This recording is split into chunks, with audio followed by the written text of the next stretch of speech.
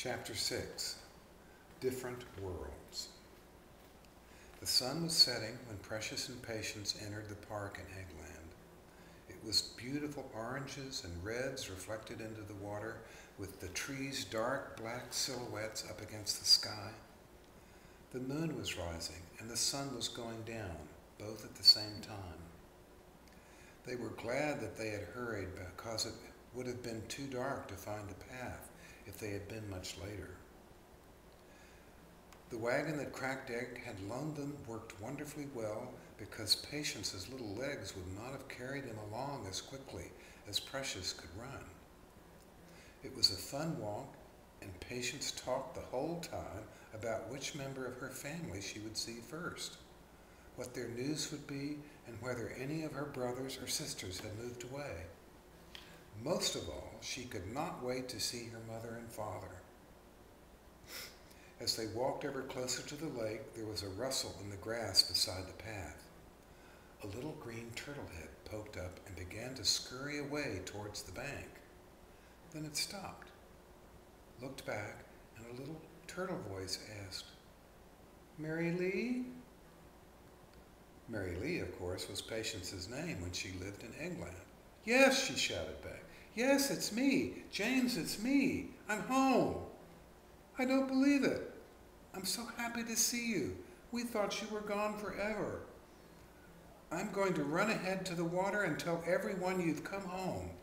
And James, her brother, scurried off as fast as he could go to tell the others that the lost Mary Lee had come home. Patience and Precious were a little slower because they had to stay on the path with the wagon. By the time they got to the water's edge, turtles were swimming towards them from every direction. James was repeating the news over and over again. "Mary Lee is back, Mary Lee is back, and she is riding in a big fancy wagon. She's captured and tamed an egg that is pulling her. She has her very own chariot. Mary Lee is back home, and she's brought her own egg that serves her." James shouted loudly above the splashing of turtles. All the turtles were agog. How excited they were to hear this amazing story of Mary Lee and how she disappeared and came back with her own egg. But Patience and Precious were so excited about seeing all the family, they didn't really notice what was being imagined by everyone who was gathering around them. All the turtles were clamoring for Patience's attention, calling out to her and asking her questions. "What happened to you, Mary Lee?" one sister asked. "Are you okay?" asked another. "Are you going to stay home with us now?" called out another brother. "Show us your egg. Show us how you get it to pull you in the wagon," shouted another brother. Patience broke out laughing. "This isn't my egg, silly. This is my friend, Precious. She was pulling me so I could get home faster. We came from way up the hill outside of Eggland, a long way away. A great bird carried me away, and I've been trying to get back home ever since. Precious brought me home."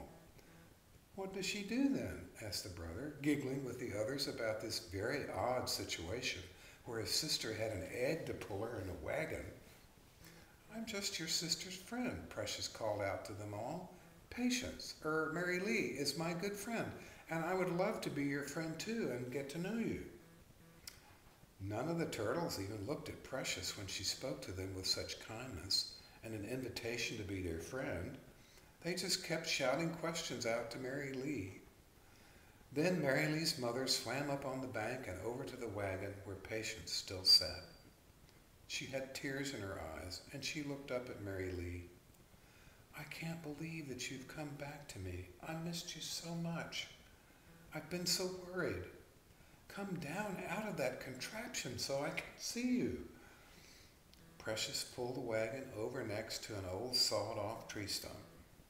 Patience clawed her way up over the edge and onto the stump and then slid down the side. Her mother scrambled over and crawled up and over her daughter, while instantly all the other turtles descended en masse. Every turtle was crawling up and over all the others, with Patience almost buried at the bottom of all of them. Precious just stood back and watched. It was quite clear that this was a happy event. But without that heavy shell, she would have been fearful for her friend's safety. If Patience had been an egg, she would have been crushed. Finally, Patience crawled out from under the huddle of turtles and said again, "I want everyone to meet my friend Precious, who brought me home to all of you." Everyone just glanced at Precious, said nothing, and continued their excited conversations about Patience having found her way home. "I'm glad to meet you," Precious said once again, very politely. No one said a thing to her. "Mother and Father," Patience said to two turtles, "please meet my friend Precious." The two finally stopped their crawling about and reluctantly approached Precious. "Hello," they said. "Hi," she responded. "I'm so happy to have met your daughter. We're good friends." Patience's mother and father looked blankly at each other, looked at Patience, and then back at Precious. "Doesn't she know how to talk?" asked Patience's father. "Of course she knows how to talk," said Patience back to them. "She just said that she was glad to get to know me and to be my friend." "Oh, she did," they said. "Are you sure? We didn't hear her say anything. Of course she is an egg. You know, you really shouldn't be hanging around with eggs." "Mary Lee, you never know what they might do. What makes you think an egg can talk anyway? Let's go home. You must be tired. Won't it be nice to sleep on your own log? Come on, dear. It's so wonderful you have come back to us. Let's not have any more talk about eggs. Come, everyone, let's take Mary Lee home." And off Patience's mother and father crawled with all the other turtles going after them. "I'm sorry," said Patience to Precious. "I don't think they could hear you. It must be like Cracked Egg said. There must be a real problem in eggs understanding turtles and turtles understanding eggs. We don't have any trouble, but it sure seems like everyone else does. And I'm sorry that they were a little rude to you. That wasn't very nice, what they said. And I'll tell them the real story when things quiet down. Don't worry, we can still be friends. I'll come back and see you soon. Go home now with your family and be happy you are back in Eggland Lake," said Precious to her girlfriend. "Bye for now."